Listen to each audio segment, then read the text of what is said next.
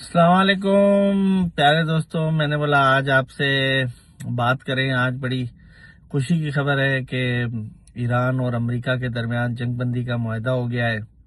اس میں کچھ ہمارے لیے سبق بھی تھے، تو میں نے بولا دوستوں سے بات کروں کہ بتاؤں کہ اس میں ایک تو اچھی بات ہوئی ہے، پورے خطے کے لیے امن ہو گیا ہے۔ اس میں پاکستان کا بڑا کلیدی کردار تھا، لیکن ہمیں دیکھنا پڑے گا کہ یہ امن امریکہ کیوں ایران میں کامیاب نہیں ہوا اور کیوں عراق اور افغانستان میں کامیاب ہو گیا رجیم چینج کرنے کے لیے، چینج لانے کے لیے۔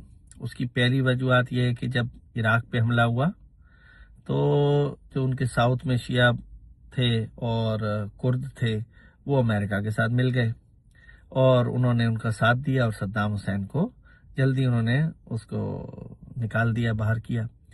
جب دوسری دفعہ، اور جو ہم نے دیکھا بھی ہوگا کہ ان کے وہ صدام کے ہتھوڑوں سے وہ لوگ توڑ رہے تھے، امریکہ ان کے پیچھے تھا۔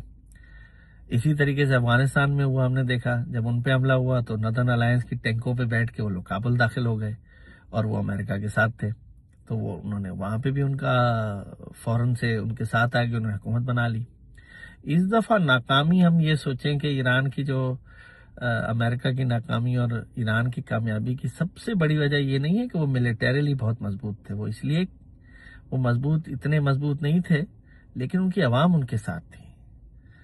امریکہ نے بڑی کوشش کی، بہت زیادہ ان کو بولا کہ آپ آؤ رجیم چینج کرو، لیکن عوام ان کی نے حکومت کا ساتھ دیا، اپنے ملک کا ساتھ دیا۔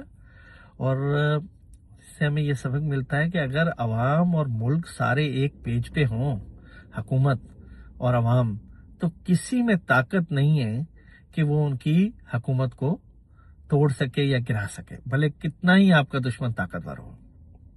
اب اس سے ہمیں دوسرا سبق کیا ملتا ہے؟ اس سے دوسرا سبق ملتا ہے، میرا یہ پیغام میرے پیارے کشمیری بھائیوں کے لیے ہے کہ میرے بھائیوں، پاکستان نے 1947 سے لے کے اور ابھی تک 3 بڑی اور 4 چھوٹی جنگیں لڑی ہیں ہمیں انڈیا سے۔ آج بھی پاکستان کے دفاع کا اور پاکستان کے بجٹ کا ایک بڑا حصہ دفاع میں جاتا ہے۔ 7 لاکھ فوج ہم لوگوں نے رکھی ہوئی ہے، ہزاروں لاکھوں لوگ شہید ہوئے ہیں اس کشمیر کے لیے، پاکستانی ہزاروں لاکھوں شہید ہوئے ہیں۔ اتنی بڑی فوج، اتنا بڑا خرچہ ہے صرف اس لیے کہ ہم اپنے کشمیری بھائیوں کا دفاع کر سکیں، کہیں اس کو انڈیا میلی آنکھ سے نہ دیکھے اور ان کو وہ اپنے قبضے میں نہ لے لیں۔ تو ہمیں چاہیے کہ ہم یہ جو ہمارے دشمن ملک ہے ان کا جو پروپیگنڈا ہوتا ہے اس سے ہم بچیں اور اس پہ ہم اتنا زیادہ ریئیکشن نہ کریں، اور 70-80 سال کی جو پاکستانیوں کی قربانیاں آپ کے لیے، اس کو 1 منٹ میں ہم ڈسٹ بن میں نہ پھینک دیں، کیونکہ ٹائم تو گزر جاتا ہے لیکن نشان گھاؤ رہ جاتے ہیں۔